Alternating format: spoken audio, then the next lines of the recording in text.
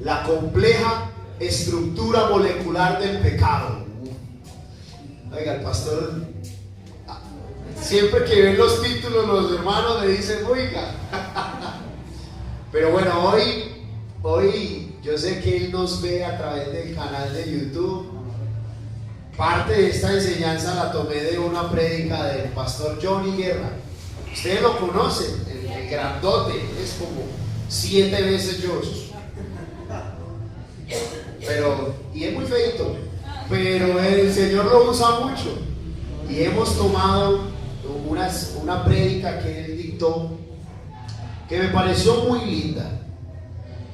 Y creo que muchas veces uno escucha frases como: uy, pastor, yo no sé cómo terminé así. O uy, pastor, caí de la nada en un pecado. Pastor, eso fue de la nada. Pero la Biblia nos enseña que el pecado no es un accidente. Sucede por algo. No es que llegó el momento y yo no sabía y ay, me sorprendió. La Biblia nos muestra en el libro del apóstol Santiago, Jacobo. Santiago capítulo 1, versículos del 14 al 16. La Biblia nos muestra algo maravilloso. Amén. Eso, ahí lo tenemos en las pantallas. Algunos toman noticas.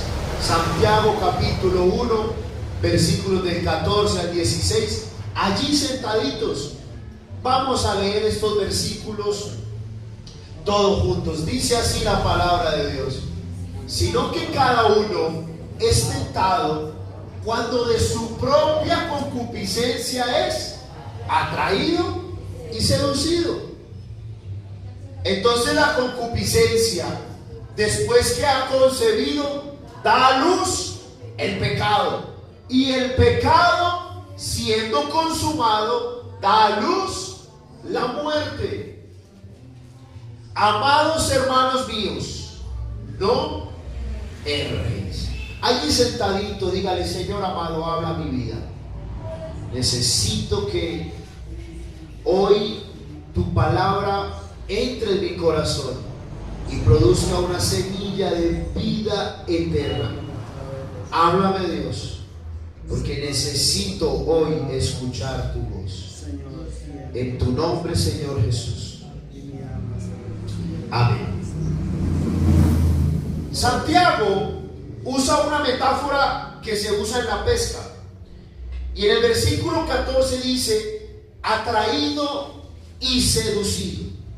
El pecado es esa carnada que al hombre lo atrae. Imaginen a un pez nadando tranquilamente y de repente ve algo brillante, algo que parece comida, que huele rico, pero que si él lo come, ¿qué va a pasar?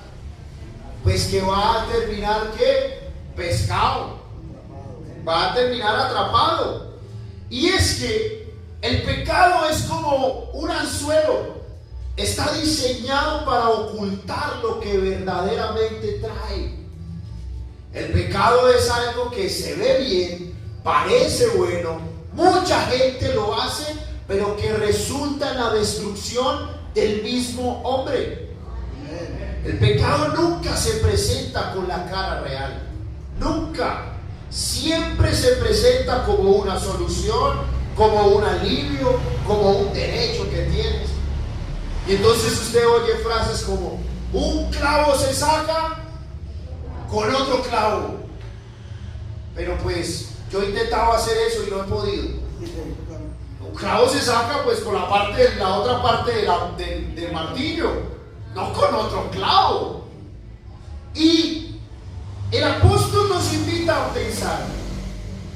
El versículo 15 dice que la concupiscencia concibe.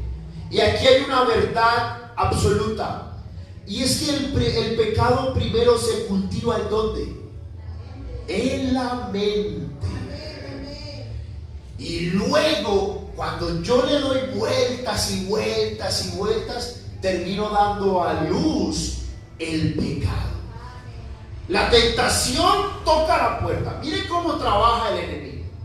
El enemigo tira dardos de fuego, pero los dardos de fuego quedan en la mente. Pero si yo me quedo ahí, voy a dar a luz el pecado. Y entonces el pecado nace cuando dejamos entrar esos pensamientos y tratamos como de justificarlos. Es que nadie se va a enterar. Hola Gordis, ¿cómo estás de lindo?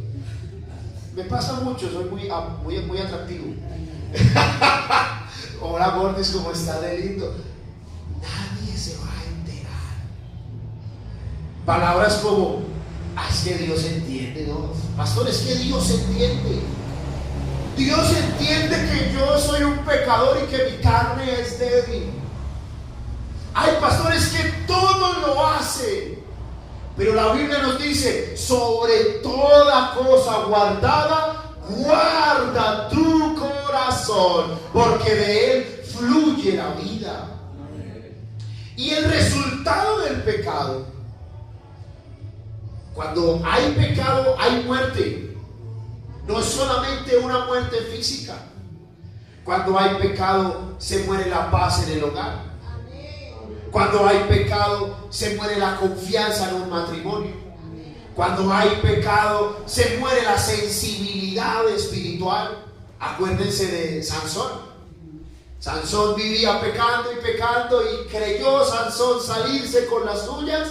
Y la Biblia dice que Sansón no se había dado cuenta que el Espíritu de Jehová hace rato se había alejado de él. Por eso, mi amada iglesia, en el versículo 16, él dice, amados, no se equivoquen. El pecado es algo terrible, pero no se equivoquen, no se dejen engañar por el pecado, porque el pecado parece bueno, y cuando uno lo hace, pareciera que no trae consecuencias, pero a la larga trae problemas. Trae la muerte, trae la separación, trae una insensibilidad espiritual. Voy a decir algo aquí y espero que me entiendan. A mí me gusta la Coca-Cola, me fascina. Es que hermano, dígame qué hay más rico que una Coca-Cola cuando hay buen sol. Hermano, que haya ese sol así, esos días que estábamos en Medellín, que Medellín estaba hirviendo. Y la Coca-Cola, y usted se la toma y que aquí le... Cierto que a veces uno tiene reseca la garganta y uno la siente que va... Ay, hermano, eso es lo más placentero del mundo. Pero si te la pasas tomando Coca-Cola, ¿qué va a pasar? Te vas a enfermar. Porque no es saludable. Y cuando el apóstol dice no erréis, nos está haciendo entender que el enemigo es un publicista experto. El diablo sabe de marketing, sabe cómo convencer. El diablo vende el pecado como un banquete, pero su propósito final es matarte, destruirte. Así lo dice la escritura, San Juan 10:10. El ladrón no viene sino para matar, para hurtar y matar y destruir. Pero el Señor nos deja la solución. Yo he venido para que tengan vida y para que la tengan en abundancia. Y si hablamos del pecado, nos toca hablar de la ley. La ley es ese muro de contención, la protección que Dios puso para que su pueblo no se contaminara con el pecado de las naciones vecinas. Ubiquémonos en tiempo y espacio. Estamos hablando del pueblo de Israel. El pueblo de Israel, siendo libre de Egipto, llegando a la tierra prometida, estaban rodeados de naciones que hacían todo lo malo. Y usted ve que había naciones que sacrificaban los niños para ofrecerlos a sus dioses paganos. Eso lo dice la Escritura. Usted ve que había naciones que hacían orgías para presentar ofrendas a los dioses paganos. Pero el Señor envía la ley de Moisés como una protección para que su pueblo no caiga en el pecado. Dios entrega los mandamientos, pero no los hace para quitarle libertad. No, los hace para preservarlos en santidad. Y entonces el Señor entrega ¿cuántos mandamientos? 10, el decálogo. Pero resulta que el hombre empezó a inventarse como más manuales de supervivencia. Y de 10 mandamientos terminaron en 613 mandamientos. Tenían reglas para todo, porque ellos pensaban que haciendo más reglas iban a ser más santos, pero no era así. Entre más reglas había, más pecado abundaba en el pueblo. Y la Biblia nos muestra en Levítico 20:26 cómo el Señor les dice: habéis pues de serme santos, porque yo Jehová soy santo, y os he apartado de los pueblos para que seáis míos. Y la ley funciona como un espejo. Cuando nos miramos en un espejo y tenemos la cara sucia, el espejo cumple con su función, nos revela que está sucio, pero no lo limpia. Usted se para frente al espejo: ay, mira esa lagaña. No, el espejo te cumplió la función, te mostró la lagaña, pero alguien tiene que limpiarte, o tienes que limpiarte. El espejo no nos limpia. Y Dios dio 10 mandamientos, pero nuestra naturaleza caída no pudo con ellos. Y en un intento como de ayudar a Dios, se derivaron 613 mandamientos. Hermano, qué cosa tan increíble. 613 mandamientos, creyendo el pueblo que para poder ser libres del pecado necesitaban más mandamientos que esos 10. Pero Romanos 3 capítulo 20 nos dice que por medio de la ley es el conocimiento del pecado, ya que por las obras de la ley ningún ser humano será justificado delante de Dios, porque nadie pudo cumplir la ley, ningún ser humano la pudo cumplir a cabalidad. Eso es como cuando vamos a un médico y el médico nos manda una radiografía, y la radiografía muestra el hueso roto, pero la máquina no nos puede sanar. ¿Cuánto nos ha tocado? Pero la máquina no puede sanar. No, hay alguien que te puede sanar. Y hay que entender que el pecado arranca como una enfermedad del corazón. Y todo ser humano, a lo largo de la vida, en algún momento se le enferma el corazón. Se nos enferma por concupiscencia. La concupiscencia quiere decir un deseo desenfrenado hacia el pecado. Porque hay deseos buenos. ¿Cuántos desean bajar de peso? Gloria a Dios. Un deseo bueno. Pero hay deseos que no son buenos. Y de la imposibilidad del hombre de ser limpio, se derivan esos mandamientos, esos 613 mandamientos, de los cuales, miren esto, 248 eran positivos. ¿Qué quiere decir? Haz esto, ayuda a tu prójimo, guarda el sábado, hazlo. Pero 365 eran negativos. No hagas aquello, no toques esto, no hagas lo otro, no mires para allá, no pienses aquello.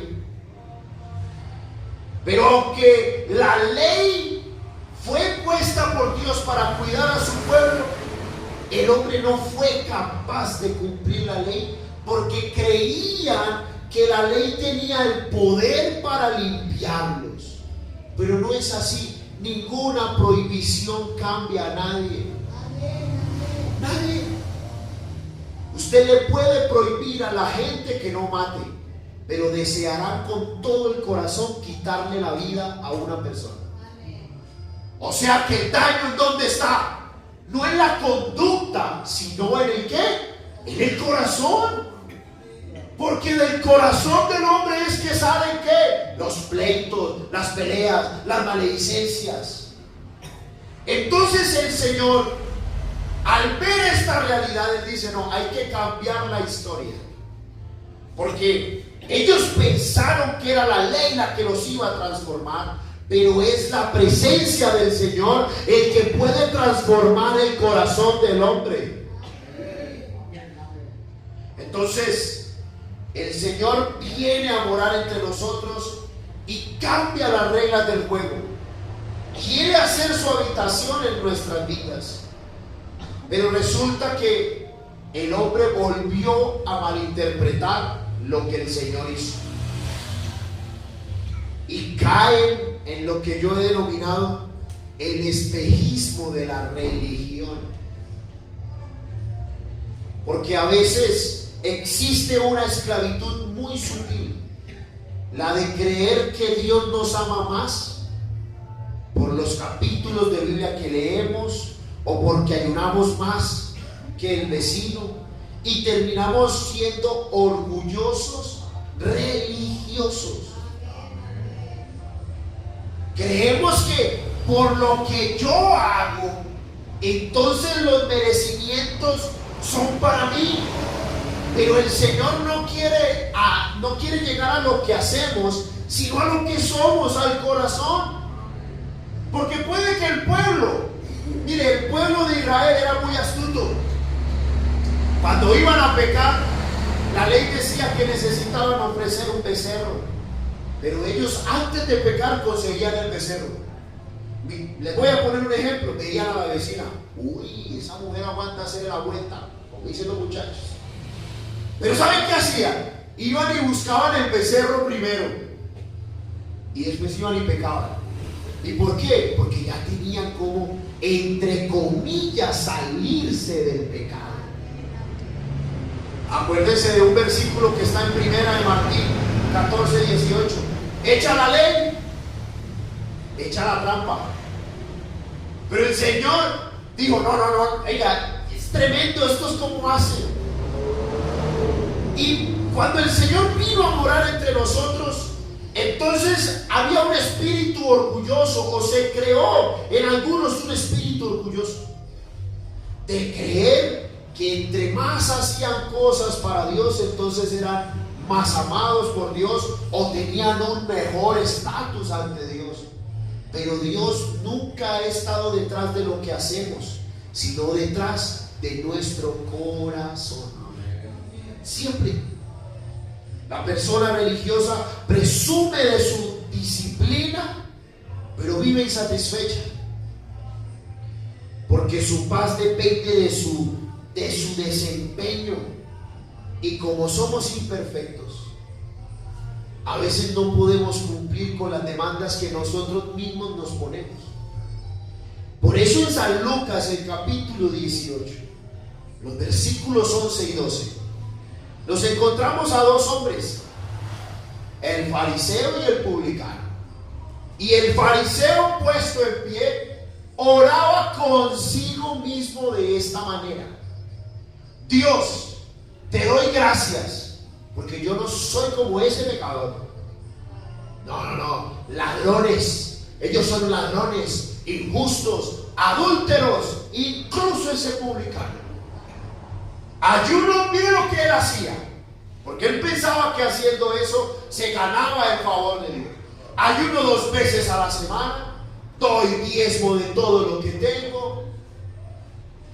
Mas el publicano, estando lejos, no quería ni aún alzar los ojos al cielo, sino que se golpeaba el pecho diciendo: Dios, sé propicio a mí, pecador. Pero mire esto: el fariseo no estaba orando. le estaba sacando en cara a Dios lo que él hacía para Dios. Le estaba sacando en cara. Es que yo ayuno. Y algunos les quieren sacar en cara a Dios lo que hacen. Uy, pastor, es que yo ofrendo, es que yo ayuno, es que yo oro, es que yo esto. ¿Y por qué le sacas en cara a Dios lo que haces? Cuando uno saca en cara las cosas es porque no las hace por amor.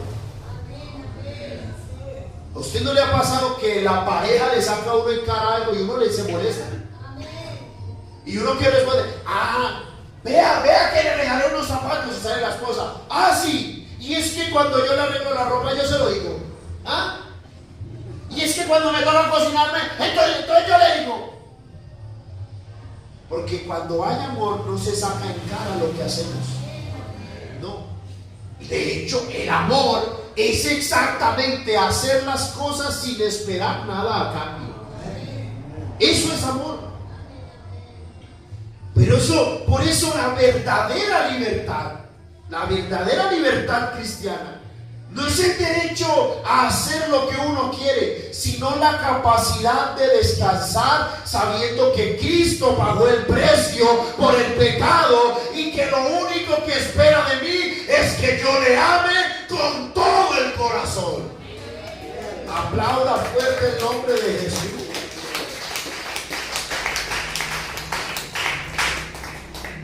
Cuando el Señor gritó consumado es, ¿sabe qué nos dijo?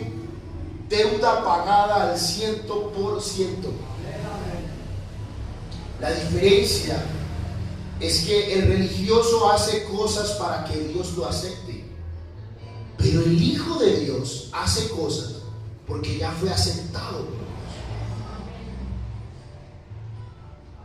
No ayunamos para que Dios nos oiga, ayunamos porque amamos estar con Él.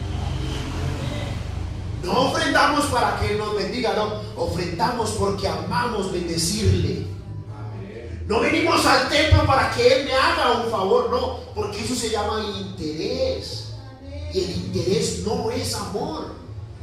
Cuando usted lee el libro de Apocalipsis, se habla de una gran ramera. Algunos la catalogan como la iglesia tradicional, otros dicen que es el espíritu del mundo. Pero ¿qué hace una ramera? Una prostituta no ama a su cliente, le dice amarlo, pero lo único que le interesa es que le dé platica. Y por eso cuando el que no tiene, y no tiene para el servicio, no, entonces no hay nada. Y a veces queremos actuar así con el Señor. Si yo oro, tú me das esto. Si yo voy, tú me haces aquello. Si yo ayuno, tú me haces lo otro. Si yo te canto, tú me tienes que hacer lo otro. Pero no funciona así. Porque sería tratar al Señor de manera interesada. Entonces, si yo levanto mis manos, tú estás en obligación de hacerlo. No.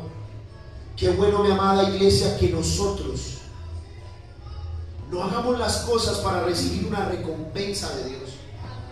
Hagamos lo que hacemos porque amamos al Señor. Jehová dio, dijo Job, Jehová dio, Jehová quitó, pero él amaba al Dios eterno. Sea el nombre de Dios bendito. Aleluya.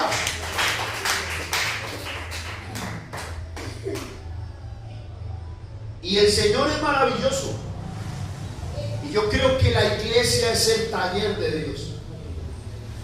Esto es lo más parecido a un taller. Por eso el Señor dijo, venid no a los perfectos, sino a los que no son perfectos. Esto es lo más parecido a un taller. Aquí venimos los que estamos quebrados, necesitados. Porque si creyéramos que estamos perfectos, no venimos. No, aquí estamos todos los que creemos que en alguna área de nuestra vida aún necesitamos reparación. Aquí estamos. Y el Señor, mire, Dios es experto en darnos visiones. Y Él sabe que un sueño grande en manos de un carácter pequeño termina en un desastre. Por eso, a veces el tiempo entre lo que Dios quiere hacer y ver la promesa hecha realidad es un tiempo de labranza en el que Dios nos está purificando, nos está limpiando, está trabajando con nosotros.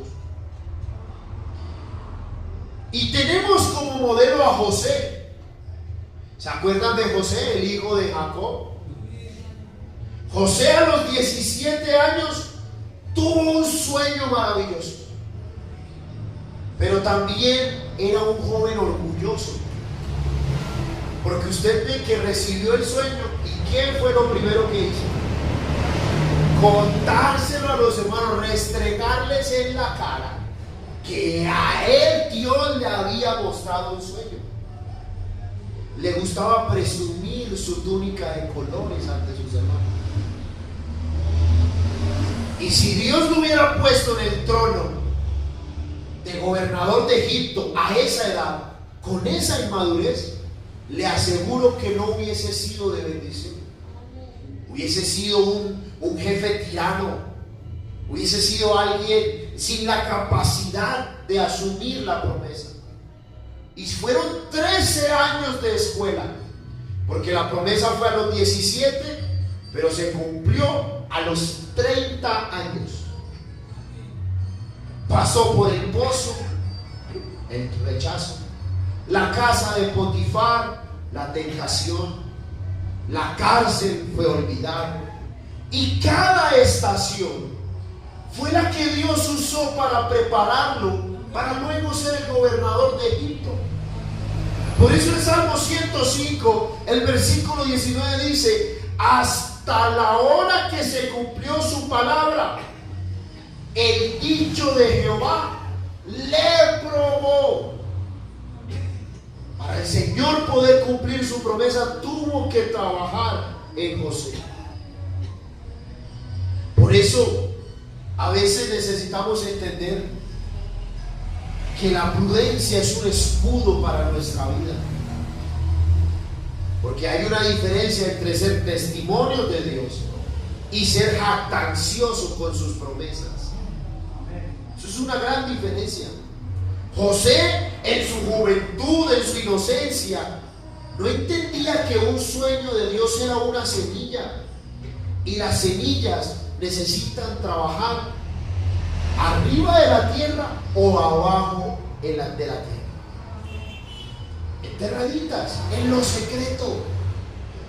Pero al contar sus sueños, José no cometió un pecado, pero sí fue imprudente y aceleró un conflicto familiar. Por eso no todo lo que te...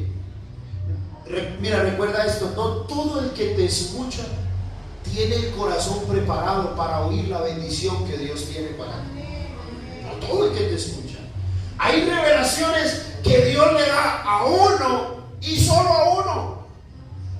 Solo son para uno, pero a veces las queremos usar como trofeo ante otros. Y entonces empezamos a jactarnos. Uy, pastor, es que cuando yo predico, alguna vez hablaba con alguien y me decía: a mí me despreciaron porque yo sí sirvo para ser pastor. Yo fui pastor en una iglesia 3 años y no bautizamos a ninguno. Y esa persona me decía: es más, si a mí me pusieran en la iglesia suya, usted vería cómo yo sí bautizo, porque yo sí sirvo. Y ahí le dije yo: lo felicito por hablar así, porque acabas de demostrar que no sirves. Entre más jactancioso eres, significa que aún te falta mucha humildad. Porque antes de la caída que viene, el enaltecimiento de espíritu. Es que yo sí soy bueno, es que yo sí puedo, es que uy, a mí me... No. Calma. Como dice mi mamá: cálmate, ventarrón. Por eso debemos entender el peso de la túnica de colores. A veces lo que daña a otro no es lo que somos, sino el favor de Dios sobre nosotros. La túnica de José representaba una distinción, un amor preferencial. Pero para sus hermanos, esa túnica era el recordatorio constante de lo que ellos sentían que le faltaba. Y José no hizo nada malo, porque la túnica no era el problema. El problema, ¿sabe dónde nació? En el corazón de sus hermanos. Y por eso hoy estamos hablando del pecado, porque el pecado no nace como una acción aislada, nace en el corazón. Un pensamiento pequeño, algo que parece insignificante.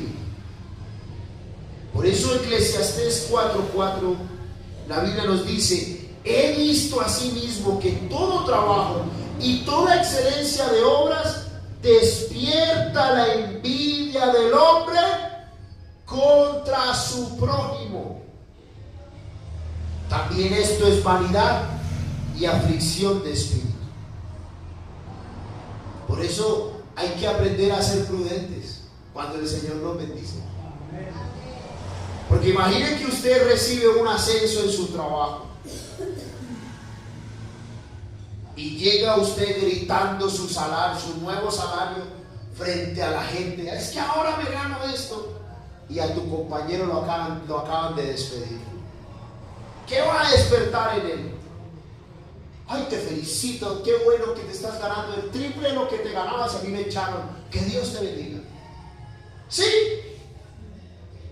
He visto así mismo que todo trabajo y toda excelencia de obra despierta la envidia del hombre. Y a veces por ahí decimos: pastor, es que la envidia es mejor generarla que sentirla. La envidia no es buena ni generarla ni sentirla.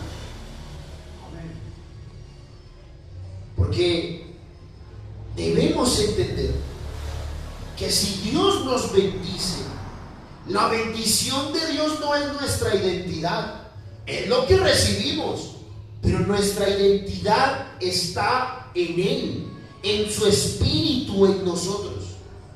Porque a veces nos identificamos con la túnica. Y entonces a veces le dicen a uno: hermano, usted es pastor. Bueno, yo me dedico a hacer al pastorado, pero no soy pastor, soy hijo de Dios. Porque el pastorado puede estar hoy y mañana se puede ir. Todo ser humano se puede equivocar. ¿Cuántos no hemos visto siendo grandes pastores y se equivocaron? Y tuvieron que dejar de ser pastores y la vida se les fue al desastre. Porque ellos se identificaron con la túnica de colores, pero no se identificaban con lo que eran, hijos de Dios. Y muchas veces Dios nos entrega ministerios, talentos, y empezamos a creer que somos eso. Pensamos que somos importantes por lo que predicamos o somos valiosos por lo que hacemos. Pero mi amada iglesia, nosotros somos valiosos es porque el Espíritu Santo de Dios está en nuestra vida. Eso es lo que marca la diferencia.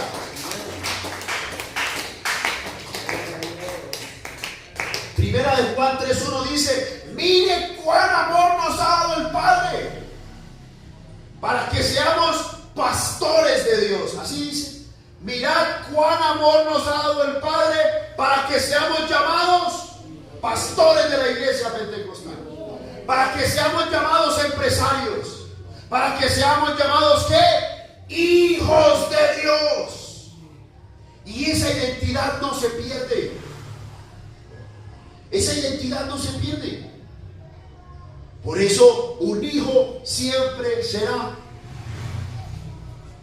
o existe ex hijo. Él es mi ex hijo. Hasta los 5 años fue mi hijo, ya no. Será tu hijo. Yo soy apellido Barranco, hijo de la señora Vivian y el señor Jaime, y así será hasta el día en que yo me muera. Y Maximiliano será mi hijo hasta el día en que él se muera, porque esa identidad no se pierde. Y yo le pregunto, como hijos hemos cometido faltas, tal vez hemos avergonzado el apellido, pero seguimos siendo.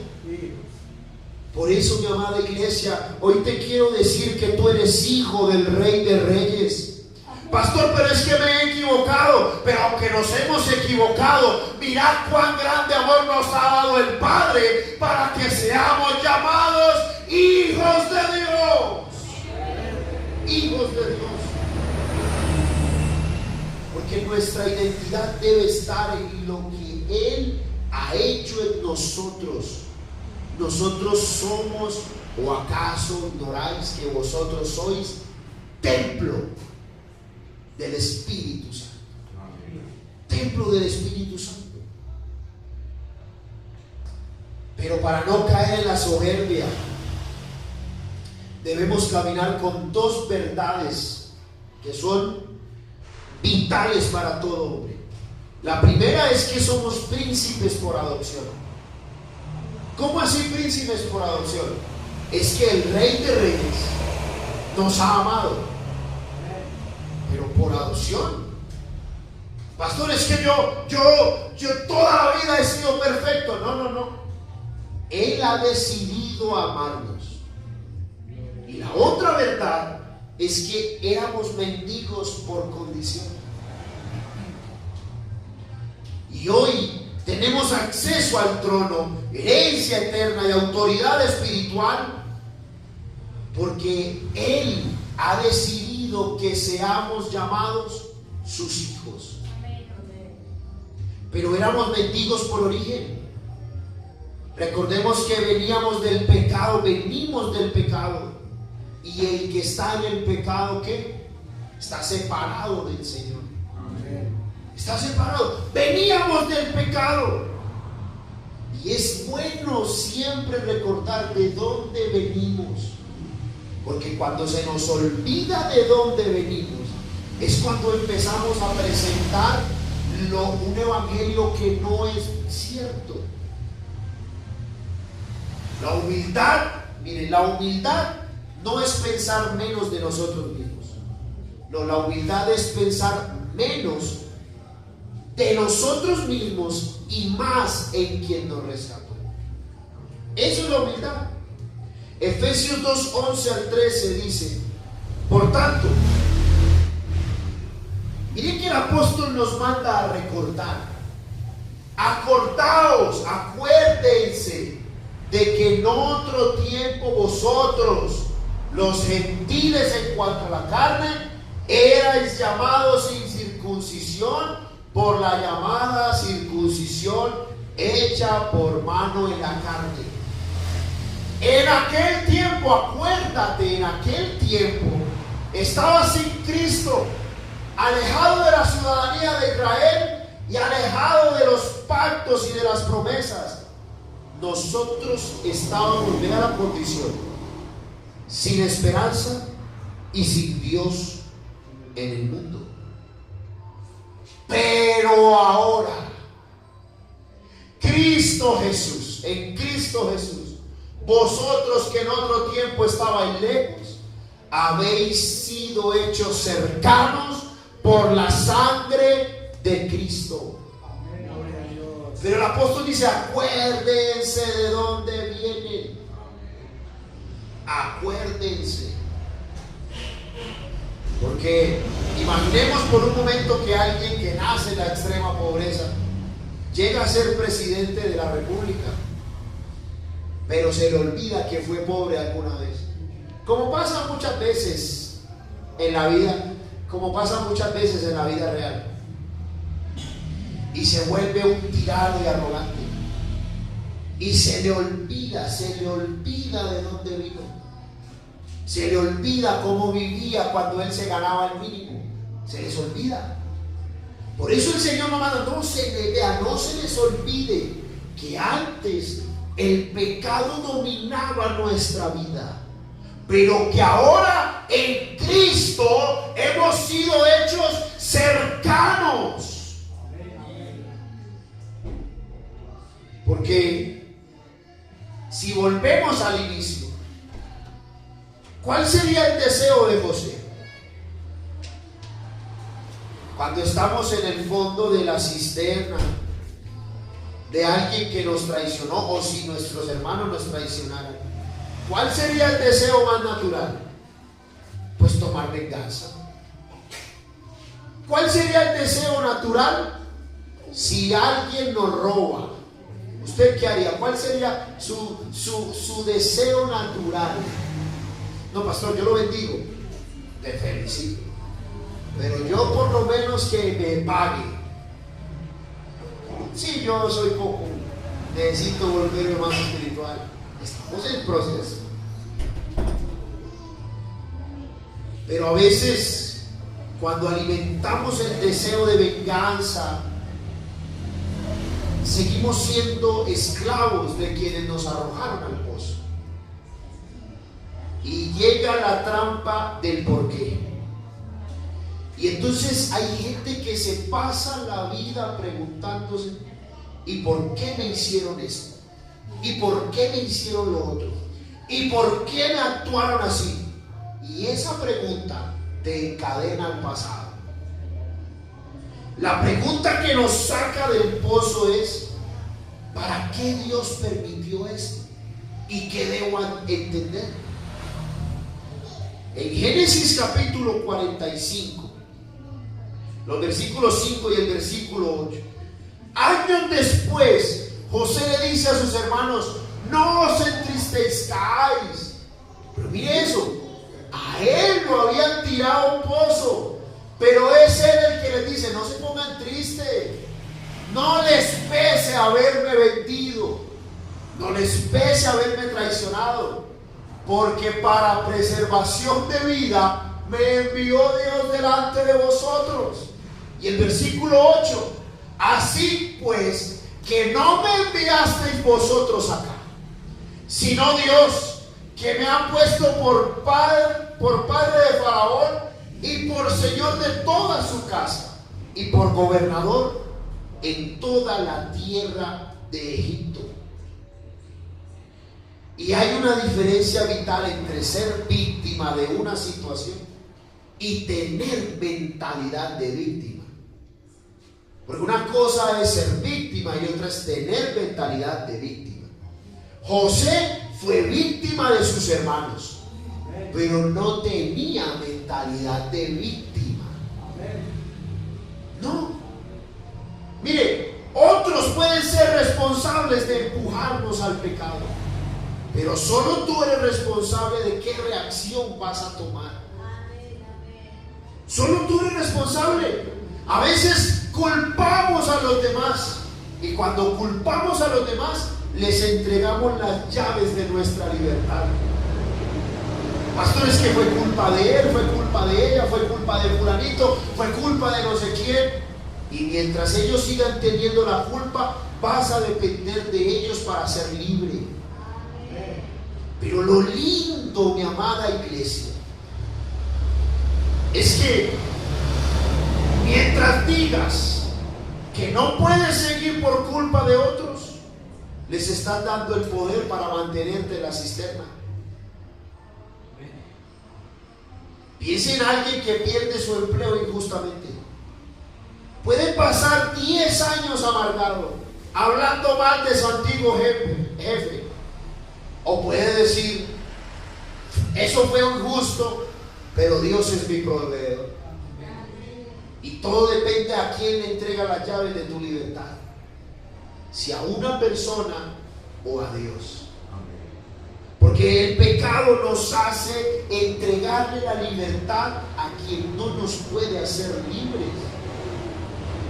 Y entonces el pecado nos hace pensar que solo si tengo el amor de él o de ella soy feliz. Eso hace el pecado, que dependas de alguien. Pero ¿sabe qué es lo que hace Cristo? Él nos da verdadera libertad. Nuestra llave no está en lo que haga este o haga el otro, no. Mi confianza está en el Dios Todopoderoso. Mi felicidad no depende de nadie, sino del Dios eterno. Aleluya, aplauda el nombre de Jesús.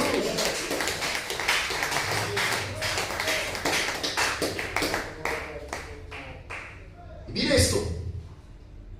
En el antiguo camino, en el antiguo pacto, la ley, el sistema era clarito. Si usted pecaba, tenía que buscar una oveja de su rebaño, una que no tuviera defecto, y presentarla al sacerdote. Y entonces tú le ponías tu mano a la cabeza del animal, transfiriendo simbólicamente la culpa. Así era que funcionaba. Y luego la oveja era sacrificada. Pero resulta que el Señor cambió las reglas del juego. Porque antes era el pecador el que proveía el sacrificio.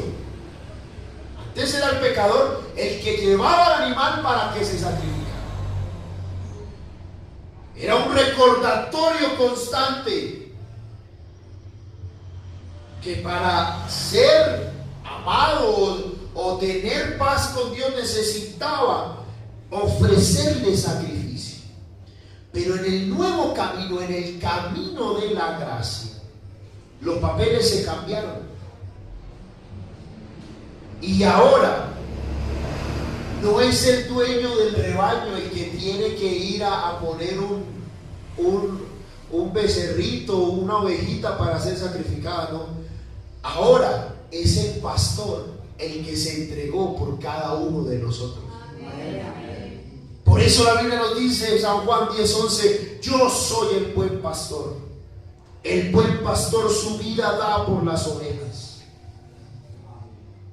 Pero a veces intentamos comprar el favor de Dios con buenas obras, con ritos, con sacrificios personales.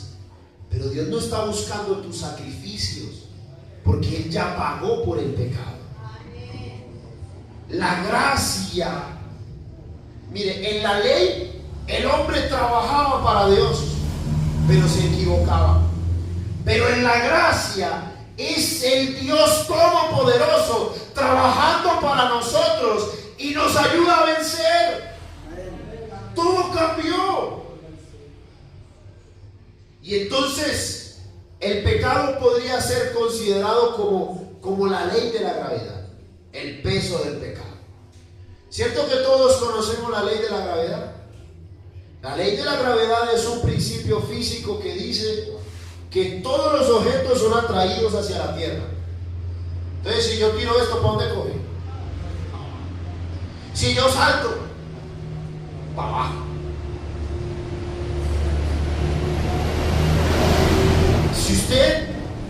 Si nos pudiéramos poner a la tarea de estudiar la física, nos vamos a dar cuenta que eso sucede.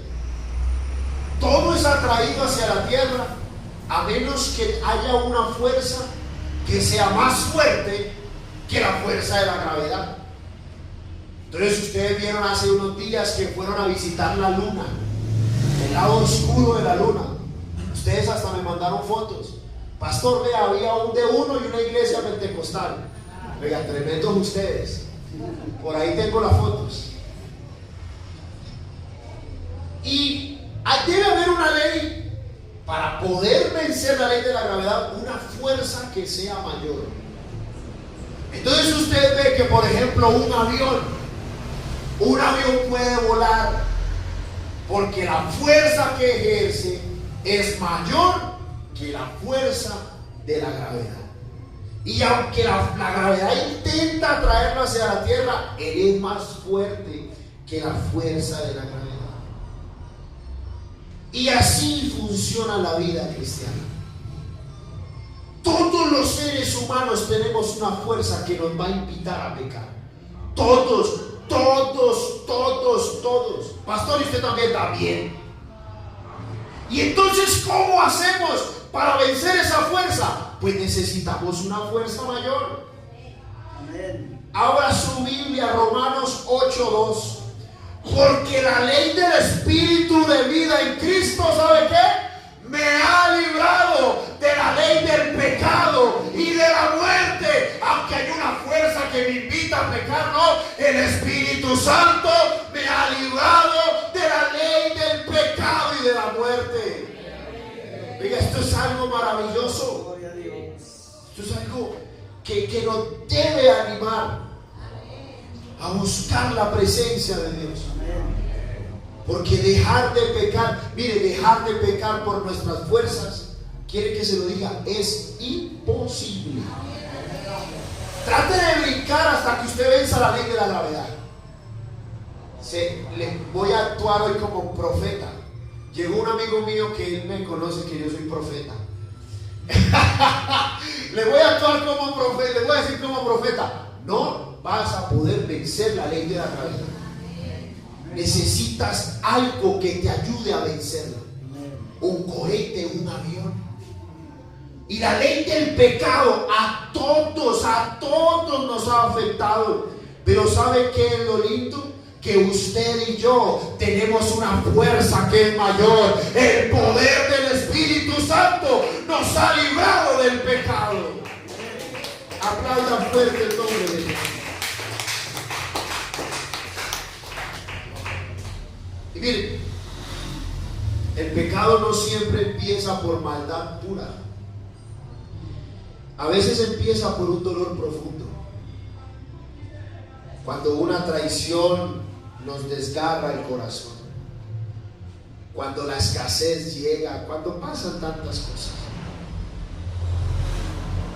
Y como José, yo creo que muchos hemos estado en el pozo, muchos en la oscuridad de una cisterna. La mente se daña. En el pozo el enemigo nos susurra que la única forma de sobrevivir es volviéndonos tan crueles contra los que nos empujaron. Pero el pecado no es medicina. No, el pecado es un veneno que promete alivio, pero te quita la vida. Yo me acuerdo que antes se creían que las heridas se curaban con heces de caballos. Y usted lee algunos libros en la antigüedad y cuando el guerrero se cortaba se echaba popó de caballo. ¿Y usted qué cree que iba a pasar? Pues claro, una infección. Pero por un momento les aliviaba el calorcito del popó, les aliviaba. Y el pecado por un momento nos alivia, pero luego te infecta el alma. Y luego te mata el corazón. Pero Dios no está en el pozo para juzgarnos. La Biblia dice que Dios baja al pozo para sacarnos de allí. Y yo creo que a veces se critica el mensaje de la gracia. Alguna vez predicaba en una iglesia y alguien me dijo: pastor, es que tú predicas un evangelio muy fácil. Es que el evangelio es fácil. Los que lo complicamos somos nosotros. Incluso los 10 mandamientos que puso el Señor eran fáciles. Los que lo complicaron fueron los que pusieron 600 y pico más que no estaban por ahí. Porque el Señor siempre ha querido acercarse a nosotros. Pero el evangelio no es fácil porque haya sido fácil, no. El evangelio es fácil y es gratuito porque otro fue el que pagó el precio. El Señor fue el que pagó el precio. Y no presentamos un evangelio barato. Presentamos un Dios que sabe que no podíamos pagar la cuenta del pecado, pero Él decidió pagarla por nosotros. Y por eso, si volvemos a la historia del publicano y el fariseo, nos damos cuenta que el fariseo tenía una lista de logros. El fariseo ayunaba, diezmaba, venía al templo, y él tenía una lista de logros que él pensaba que con eso iba a impresionar el corazón de Dios. Pero el otro dice que no podía ni alzar los ojos al cielo. Sentía hasta vergüenza de estar en un lugar donde él pensaba que no iba a ser aceptado por Dios. Pero dice una oración linda. Yo creo que puede ser la oración más corta de la Biblia. Dios, sé propicio a mí, pecador. Y el versículo siguiente dice: os digo que este no tuvo una oración larga, tenía una vida llena de pecados, no era experto en ir al templo, no sabía diezmar, no sabía adorar a Dios, no sabía cómo era vivir como un cristiano, pero ¿sabe lo que sí tenía? Un corazón humilde, abierto para que la presencia de Dios habitara en él. Es que eso es lo que nos pide el Señor: un corazón humilde, un corazón contrito y humillado. San Mateo 11:30 nos dice: porque mi yugo es fácil. Mire esto: porque mi yugo es fácil y ligera mi carga. Pero la religión le pone pesas al hombre.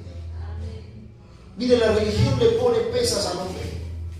La religión le dice: deje de pecar, deje esto, cambie la ropa, póngase falda, póngase corbata, quítese el maquillaje, no sé qué. 613 mandamientos. No haga esto, no haga lo otro. Pero el evangelio de Cristo es: invítame a tu vida. He aquí, yo estoy a la puerta y llamo. Si alguno oye mi voz y me deja entrar, entraré a él, cenaré con él y él conmigo. Pero pastor, es que es muy fácil. ¿Y para qué complicamos lo? Ya Dios hizo lo, hermano, el sacrificio ya lo hizo el Señor. Y yo creo que hoy hemos hablado del pecado, de pozos, de túnicas, pero al final de todo queda una pregunta, y es: ¿cuánto tiempo más vas a intentar cargar con el pecado? ¿Cuánto más? ¿Cuánto tiempo más vas a poner tu felicidad en manos de otro? Lo que me hicieron, lo que fue. ¿Cuánto tiempo más vas a seguir caminando con un peso pesado cuando la carga del Señor es ligera? Ligera. Tal vez alguien vino aquí quebrado. Tal vez siente que el pozo le ha ensuciado los pensamientos y que los deseos ya no son tan puros. Tal vez alguien ha intentado salir usando sus fuerzas, pero la gravedad del pecado le impulsa de nuevo a pecar. Pero ¿sabe qué es lo lindo? Que el buen pastor su vida da por las ovejas. Él ya lo dio. El pastor de los pastores no está aquí para reclamarte por qué caíste. Él está aquí porque ha dejado a las 99 y ha venido en busca tuyo, en busca de mí. A veces nos armamos el plan, hermano, los 12 pasos para el evangelio, los 45 escalones de no sé qué, las 120 qué. No. Esto es más fácil. Ábrele tu corazón al Señor. Facilito. Porque a veces nosotros sacamos estudios. No, es que primero hay que hacer esto, primero hay que hacer lo otro, seguir con lo otro, estudiar lo otro. No. Lo que hay que hacer es humillarnos ante el Señor. Y usted va a ver cómo el Dios Todopoderoso levantará tu vida, perdonará tus pecados y cambiará tu corazón. Facilito. Es que pastor, yo tengo que hacer esto o hacer lo otro. Lo que tienes que hacer es abrir tu corazón. Ya. El carcelero de Filipos pensaba que tenía que hacer grandes cosas. Varones, ¿qué debo hacer para heredar la vida eterna? Y el apóstol Pablo no le dijo: tienes que leerte el primer tomo de Simpatizante a amigo. Tienes que leerte las doctrinas fundamentales de fe. Además de eso, tienes que hacer obra social. Después tienes que ir al instituto bíblico. ¿Sabe qué le digo? Cree en el Señor Jesucristo y serás salvo tú y tu casa. Y si tal vez la carnada del pecado nos ha engañado, si sentimos que hemos perdido la identidad, ¿sabe lo único que necesitamos hacer? Abrir nuestro corazón a Dios. Eso es todo. Facilito. Pastor, es que el pecado es difícil de vencer. Por nuestra cuenta, imposible. Pero cuando abres tu corazón a Dios, no tienes que hacer nada, porque Él ya lo hizo todo. Él es el que toma nuestra vida. Él es el que pone su espíritu en nosotros. Él es el que nos hace nuevas criaturas. Él es el que nos perdona. Él es el que nos limpia. Él es el que nos restaura. Él es el que nos levanta. Él es el que nos guía. Él es nuestro Dios. Él es nuestro Padre. Aleluya. Aplauda fuerte el nombre de Jesús.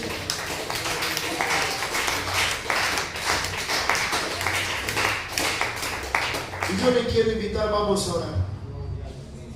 Si quieren venir al altar o donde estés, porque abrir el corazón no implica necesariamente venir al altar. Hay gente que viene y no abre el corazón, y hay otros que no vienen y lo abren. Y lo importante es abrir el corazón y dígale: Señor, te abro mi corazón.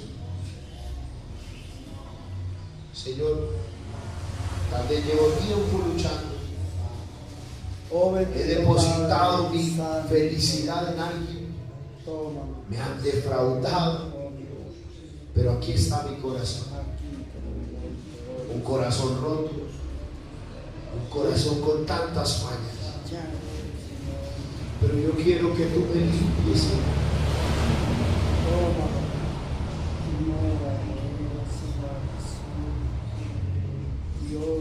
Ayúdame.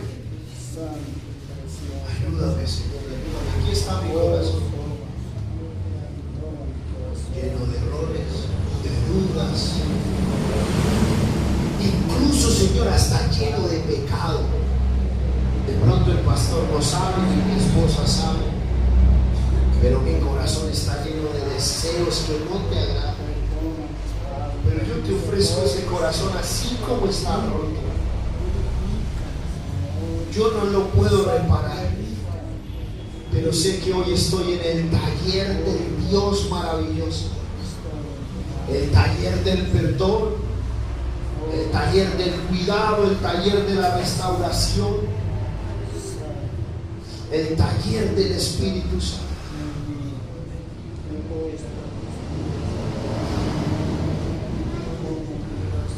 Tú eres bueno, Señor, tú eres fiel.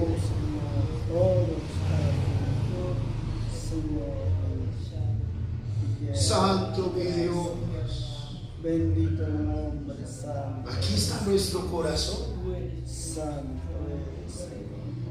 Señor, perdónanos si hemos dejado que el corazón se nos llene de envidia, de venganza, de resentimiento, de ignorar tu palabra. Pero aquí está nuestro corazón.